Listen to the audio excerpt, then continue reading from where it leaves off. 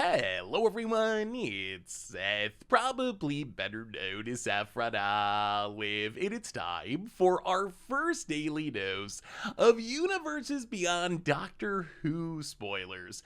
So the Doctor Who set for Commander decks doesn't come out until the middle of October, but we got a ton of early previews today from MagicCon Barcelona, and we're gonna break them down. Although I will warn you, I know nothing about Doctor Who. I know a lot about Magic cards, so we're gonna focus on that, but literally nothing at all about Doctor Who, although I could use your help. On my to-do list before this set actually releases is learn more about Doctor Who, so I want to actually watch a few episodes. So if you have recommendations and you're a Doctor Who fan about what episodes or what season I should watch to get a taste of what the show's all about, definitely let me know in the comments, because I would love to learn more about it, because it seems like a lot of people really love this show.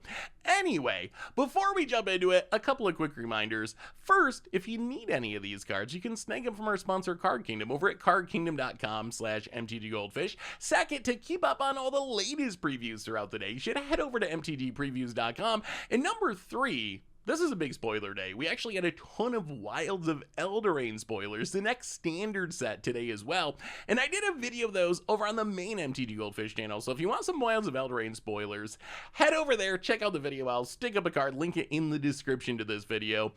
Anyway, let's talk some Doctor Who. So first up today, we have the 13th Doctor. How many Doctors are there in this show? Apparently a lot. So the 13th Doctor, it's a 3-mana Simic 2/2 legendary Time Doctor. I do love all the wonky creature types we get in these Universes Beyond set. Who would have thought in 2023 we'd be able to build Doctor Tribal in Magic? Its abilities: first one, Paradox. Whenever you cast a spell from anywhere other than your hand, put a +1/+1 counter on target creature, and then Team TARDIS. At the beginning of your end step, untap each creature you control with a counter on it. So the 13th Doctor, it kind of does two things. The second ability, the Team TARDIS thing, it's kind of like a really watered down Prophet of Crew fix. Like, you can use the first ability to get counters on your team or put counters on it in other ways.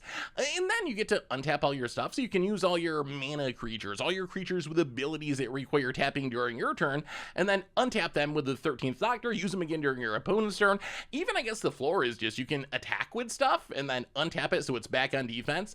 So not busted like Prophet of Crew fix, which is actually just banned in Commander. That's how strong it was. But still, some little extra value. I think the most exciting aspect of the 13th Doctor, though, is the first ability, the Paradox ability. So one of the themes of the Doctor Who set is Suspend, to kind of capture the time travel aspect of Doctor Who. So I think its ability, it's supposed to work with Suspend. When you suspend something, you're going to cast it from exile, then you get a counter on something.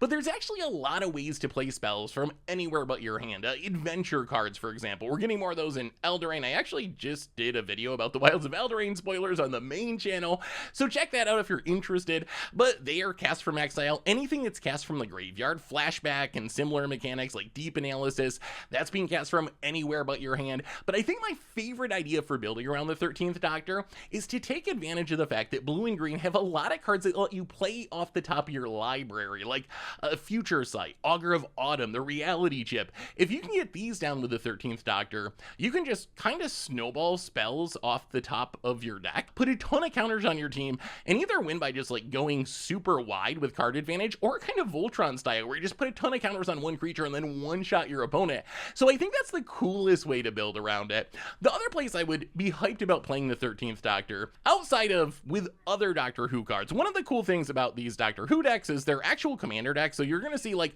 multiple cards that kind of synergize with each other. But as far as pre-existing cards, it seems really perfect for Falco-Spara decks. Falco-Spara, it's a legend that lets you play off the top of your deck, and it wants counters on things. So the 13th Doctor seems like a really easy inclusion there. It puts counters on things to snowball with Falco. You can cast a card from the top of your deck, then you can put a counter on something with 13th Doctor, remove the counter to cast another card off the top of your deck to keep snowballing through your deck. So that seems really powerful, and you're going to grow a big team with the 13th Doctor, so seems like a easy inclusion if you're playing Falco-Spara. As far as the Fourth Doctor. The Fourth Doctor is another Simic legend from the same deck as the 13th Doctor, I believe.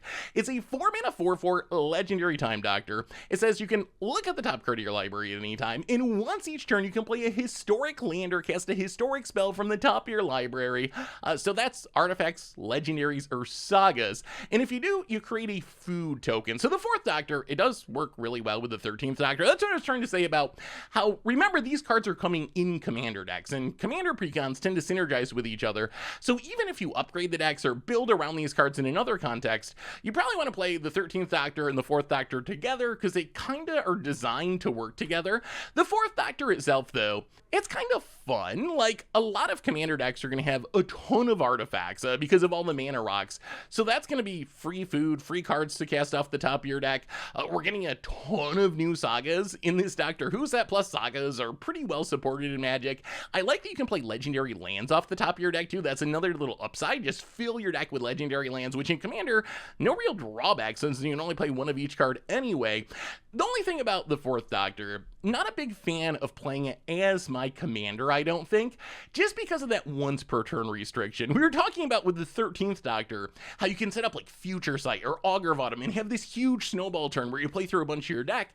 Because of the once per turn restriction, the 4th Doctor is a much fairer version of that effect. You're not just going to play through a huge chunk of your deck, although if you do want to build around this as your commander, Flash works really well with it. I think the most important cards in a 4th Doctor deck gonna be Vidalcan Orrery, Leyline of Anticipation, because if you read the 4th Doctor closely, you'll see it says once each turn, not once during each of your turns. So this means, in theory, you can use the 4th Doctor to play a historic spell or a historic land off the top of the deck during your turn, and if you have Flash with Ori or Leyline of Anticipation, well, then you can just take and cast another spell off the top of your deck during your opponent's turn. So even though it's a once per turn restriction, if you do it during everyone's turn, you'll get a lot more value out of it.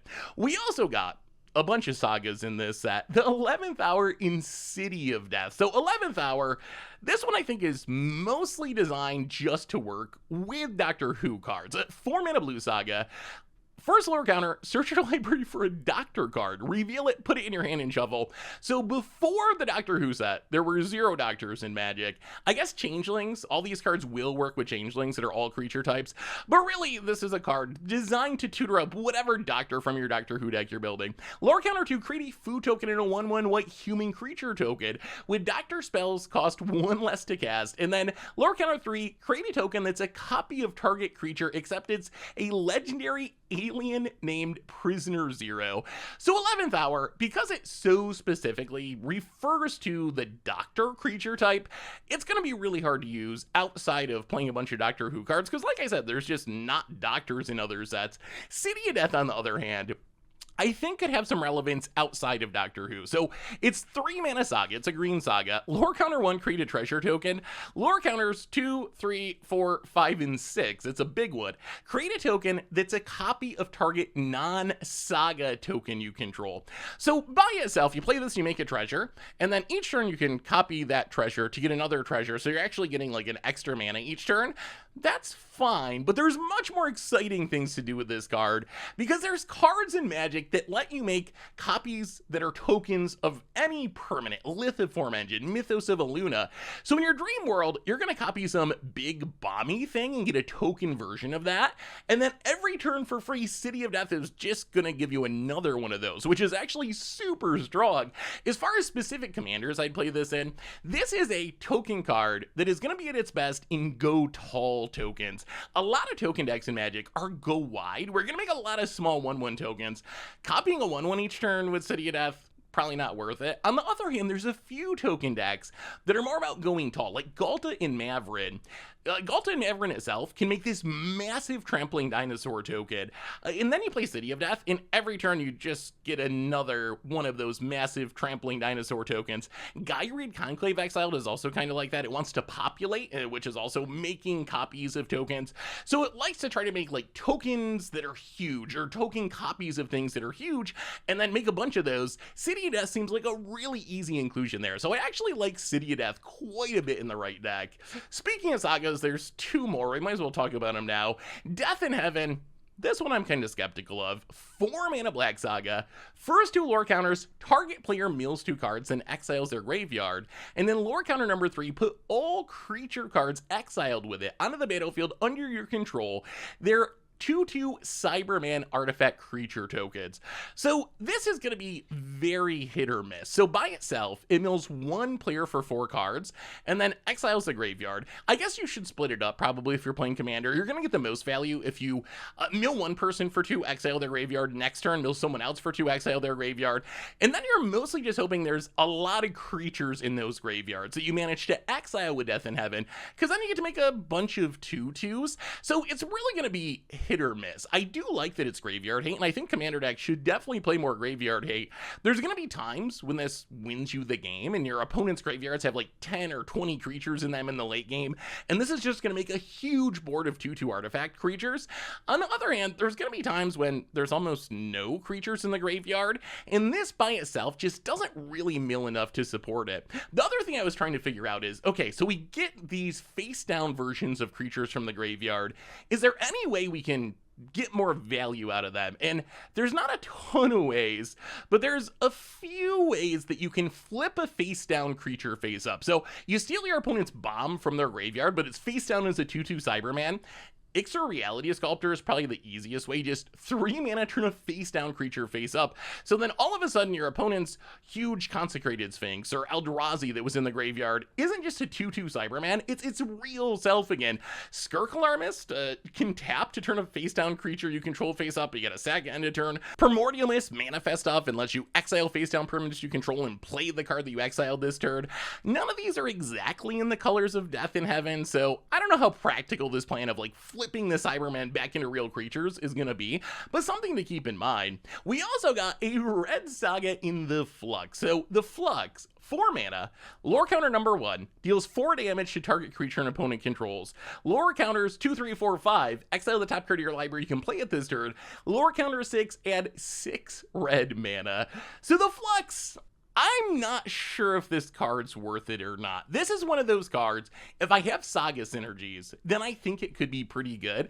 At a blush, it looks like a card that'd be good in Prosper, like a deck that wants to cast things from exile, and it kind of is. The problem is, the most powerful lore counters on this card are 2, 3, 4, 5, the one that let you draw an extra card and play it from exile each turn. We just have so many similar cards that do this, and do it every turn. Visions of Phyrexia, Outpost Siege, every Chandra in existence, Vance's Blasting Cannon, Stoling Strategy. There's many similar cards that do this. Is the Flux going to actually beat these cards out? Let's say you're playing Prosper and you just want to exile cards and play them because it supports what your deck's trying to do. Would you play the Flux over these other options? I kind of lean towards no. At least that's my initial instinct. For one thing, it's going to run out eventually. The other thing is, even though making 6 mana is really powerful, what are the odds the game goes on long enough for you to actually get there? I guess if you're proliferating or something, maybe you get there. But if you play this on turn 4 and you're like going to make extra mana on turn 10 or something, the game very well might be over before you ever get to that state. So I think this is a card that if I specifically care about sagas, if I specifically am themed around Doctor Who, then I'm playing it over the Outpost Siege or the Visions of Phyrexia or whatever. On the other hand, in just a generic Prosper deck, I think I'd rather just stick with the old versions that are a little bit more consistent rather than the Flux. Moving into the world of Grixis, we have the Valeyard, a 5 mana Grixis legendary time noble. It's a 4/5. It says if an opponent would face a villainous choice, they face that choice in additional time. They can make the same choice or a different one. And then while voting, you can vote in additional time. So this card's actually really cool. It does 2 things. Both of them are pretty straightforward and simple. Like if you're going to play the Valeyard, you want a deck that's full of villainous choice cards and full of voting cards. It's as simple as that. Just jam in as many of those as possible and you get value out of the Valeyard. As far as villainous choice, this is a new mechanic that's coming specifically in the Doctor Who set. And essentially, makes your opponent choose among two bad options. Like, Missy is an easy example. Its villainous choice ability is, at the beginning or end step, each opponent faces a villainous choice. Each artifact creature you control deals 1 damage to that opponent, or you draw a card and chaos ensues if you're playing Plane Chase, which, disregard that because most of the time you're not playing Plane Chase. So that's the idea of villainous choice. Your opponents get to choose, but both options are bad. So if you have the Valeyard out in Missy, each of your opponent is going to have to choose that twice. So either you're going to draw a bunch of cards, or you're going to deal a ton of damage. So it's kind of cool. The only problem with a card like the Valeyard is, like many of these Universes Beyond cards, they aren't really supported through the rest of Magic. So we have 30 years of Magic cards. The only villainous choice cards that exist are from the Doctor Who set. So you just gotta kind of cross your fingers and hope that there's a lot of villainous choices in this set in specific. So there's not gonna be a lot of upgrades from non-Magic cards. If you're building the Valeyard and you want to upgrade with Magic cards from other sets, the voting mechanic is the way to go. There are several sets in Magic that support voting, and being able to get an extra vote is actually pretty powerful. Like Expropriate, for example, you're gonna get 2 extra turns for sure. Cohesive Portal, you're gonna have more control over what gets blown up. Plea for Power, you can try to manipulate it to get the extra turn instead of the card draw. So I think that's how you build the Valeyard. Jam all the villainous choice cards you can, whatever shows up in the Doctor Who set, and then jam as many of the good voting cards as possible. Speaking of Missy, Missy's kind of a cool card. It's a 6-mana Grixis 4/5 legendary Time Lord rogue. It says when another non-artifact creature dies, return it to the battlefield under your control, face down and tapped. It's a 2/2 Cyberman artifact creature. So remember, this does not say creature you control. So if you kill your opponent's creatures, you're going to get the 2/2 Cyberman versions. And then at the beginning of your end step, the villainous choice ability we just read about. Each artifact creature you control deals 1 damage to that opponent, or you draw a card and chaos ensues. So the idea is you play Missy, you make a bunch of artifact creatures, and then you're either going to draw a bunch of cards or deal a ton of damage with the villainous choice mode. I think this is a relatively powerful card. It is 6 mana, but whenever a creature dies, get a 2/2. That's actually a pretty strong ability. It reminds me a little bit of like Rotling Reanimator, Xanthrid Necromancer, except this triggers on your opponent's creatures. So you can play the Crim style deck where you just like play all the removal possible, play all the sweepers possible, and trust that Missy, kind of like Gisa from the most recent Innistrad set, which makes decay versions of the things that die, that Missy is going to be able to kind of snowball to a win with the removal. As far as synergies for this, if your own creatures die, you can do some cool things with Blink. So let's say your own Consecrated Sphinx dies. I don't know why I'm talking about Consecrated Sphinx so much today, but let's say your own Consecrated Sphinx dies. You get a 2/2 Cyberman artifact creature version of it, which is your face down Consecrated Sphinx. If you Ghostly Flicker or you Conjurer's Closet, something that exiles a creature and returns it to the battlefield, it'll come back into play as its real side. So you get an actual Consecrated Sphinx. Just keep in mind, you don't want to do this with the creatures you steal from your opponent. If you blink their creatures, they're going to come back into play under your opponent's control. So if your opponent's Consecrated Sphinx turns into a Cyberman, you probably don't want to blink that one. But I think that's probably the easiest way to build around Missy. Lots of removal and then blink effects to turn the creatures back into real threats. As far as Davros Dalek Creator, this is the 3rd legend, I think, from the Grixis deck we've seen. It's a 4-mana 3/4. It has Menace. It says, at the beginning of your end step, create a 3/3 back Dalek artifact creature token with Menace. If an opponent lost 3 or more life this turn, then each opponent who lost 3 or more life this turn faces a villainous choice. You draw a card, or that player discards a card. I think the most interesting aspect of this card for me is its creature types. It's a legendary artifact creature, Alien Scientist, 2 brand new creature types to Magic. So Scientist Tribal, Alien Tribal, here we come. As far as actually building around this card, I feel like this is much more exciting as like a backup commander, a member of the 99. But I guess it's okay. I think all you want to do is make sure as many opponents as possible are losing at least 3 life each turn if possible.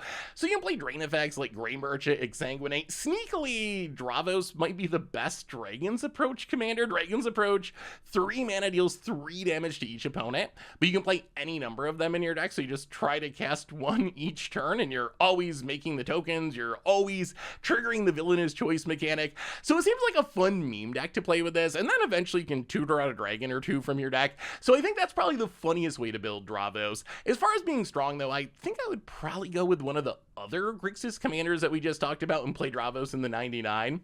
We also have a ton of Doctor's Companion legends.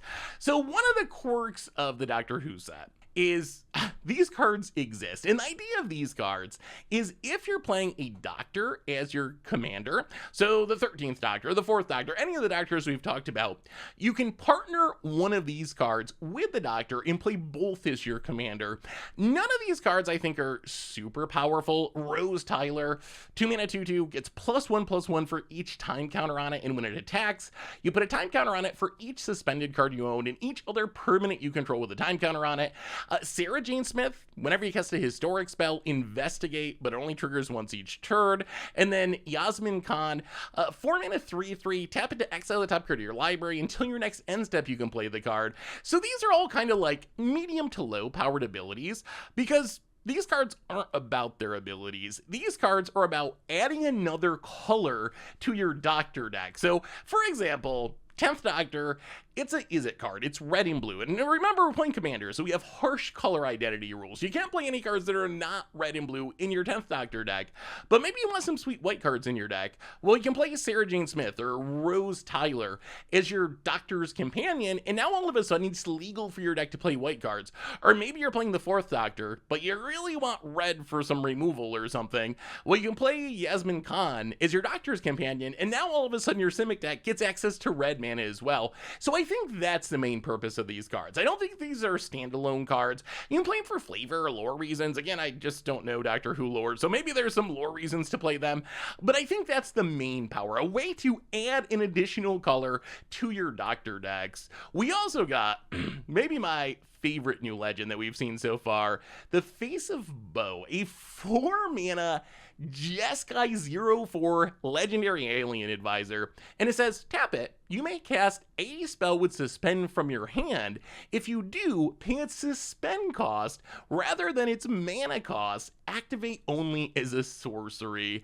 This is such a cool card. It's another card that's super easy to build around. If you want to play the Faces of Boe, you just want all the suspend cards possible and trust that your commander is going to make these cards absurd. So why is this card so busted? Well, there's some suspend cards that are incredibly powerful. The problem is the gimmick of the suspend mechanic is you pay for time rather than mana. So like Restore Balance, it is a broken card. Each player chooses a number of lands he or she controls equal to the number of lands controlled by the player with the fewest and sacks the rest. Then you do the same for creatures, and then you discard cards. This is a way to just wipe everyone out. Or Wheel of Fate. It's a Wheel of Fortune, like a $300 card. Inevitable Betrayal. It's Bribery, a 5 mana commander staple. Ancestral Visions. It's Ancestral Recall. The problem is you have to suspend them and wait a long time for them to come down. The Faces of Boe gets around this. Let's say you want to Ancestral Visions, rather than paying a mana and suspending it and waiting 4 turns for the time counters to come off it, you can just tap your Faces of Boe and cast it for 1 mana. So Ancestral Visions in the Faces of Boe is literally Ancestral Recall, one of the power 9 cards. With Faces of Boe, Greater Gargadon, it's a 1 mana 9/7. Its suspend cost is 1, so you can cast it for 1 mana. Restore Balance, a 1 mana balance. Wheel of Fate, a 2 mana wheel. Inevitable Betrayal, a 3 mana bribery. It also works interestingly with the suspend cards that go back to exile, like the Inspiring Refrain. These cards are really powerful because you keep getting them every so often. It has suspend 3, so every 3rd turn you're going to draw 2 cards.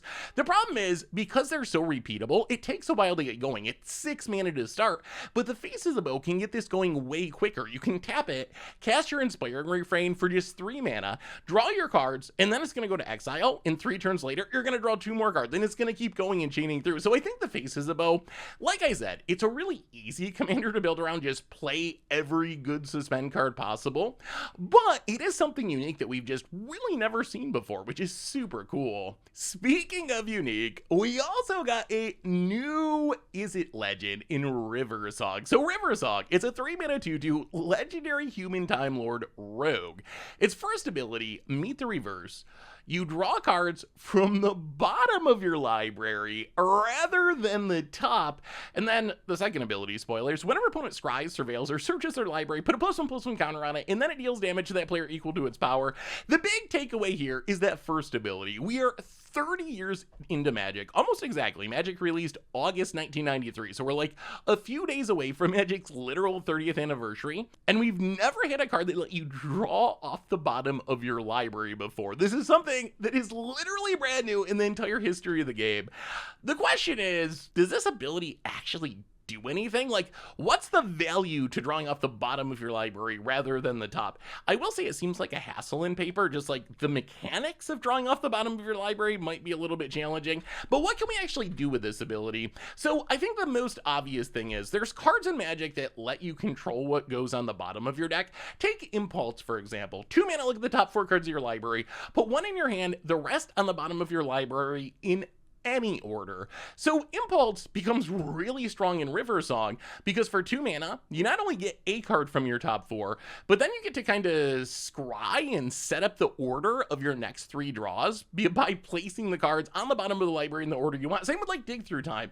You grab 2 out of your top 7, the rest go on the bottom of your library in any order. If it says any order, that means you get to choose. And definitely keep that wording in mind because there's some cards like this that'll say in a random order. Mostly older cards tend to say any order, and you get to choose what order to put them in. Newer cards are more likely to say in a random order. Then it becomes a little bit less exciting. Also, the scry mechanic, guess his term visions. You draw a card, you scry. You can put any number of cards on the bottom of your library, so you can kind of set them up to draw the next turn. So that kind of works as well. There is a combo with Riversong. It's a super janky one, but it is pretty funny with Time Stream Navigator. So Time Stream Navigator, 2 mana 1/1. As long as you have 10 or more permanents in it ascends, you get its ability, and then it says you can pay 4 mana and tap it to put Time Stream Navigator on the bottom of its owner's library, and you take an extra turn after this one. So the way this works is you have a Time Stream Navigator and a bunch of mana in a Riversong. You activate Time Stream Navigator, it goes to the bottom of your deck, you get an extra turn,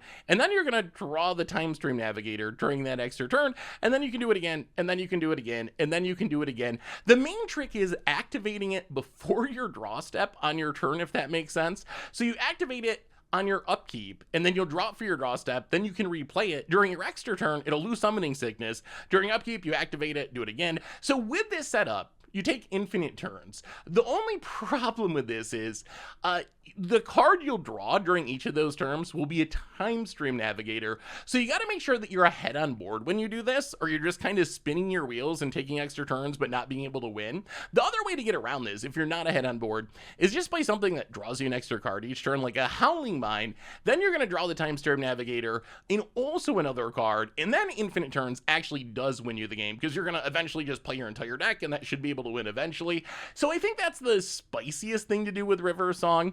The last mode is actually kind of interesting as well. So even if the first mode doesn't do anything, hating on, surveilling, scrying, and most importantly, searching the library makes Riversong kind of like a very safe version of Opposition Agent. Your opponent cracks a fetch, they still get to get their land. You're not just straight up hosing them like Opposition Agent, but your opponent is going to take at least 3 damage. You get a counter on your Riversong, you hit your opponent for 3, maybe your Riversong's even bigger, you hit your opponent for more, or your opponent Demonic Tutors, you do the same thing.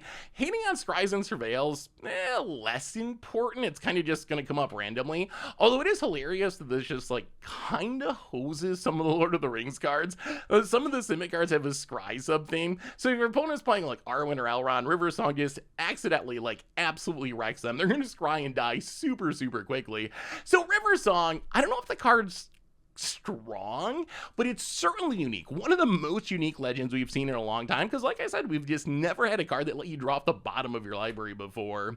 We also got 4 Nox, and I need your opinions on this card, everyone, because I'm very torn. So 4 Nox, 3-mana enchantment. It's a white card. It says Vanishing 4, so it enters the battlefield with 4 time counters. At the beginning of your upkeep, you gotta remove a time counter, and when the last one's removed, sacrifice it. And then at the beginning of your pre-combat main phase, draw a card. So how this will work is, it's technically a 3-mana draw 3, but it's spread out over the course of a few turns. You could say it's the white Phyrexian Arena, except it's gonna run out in 3 draws. You only get 3 draws out of it.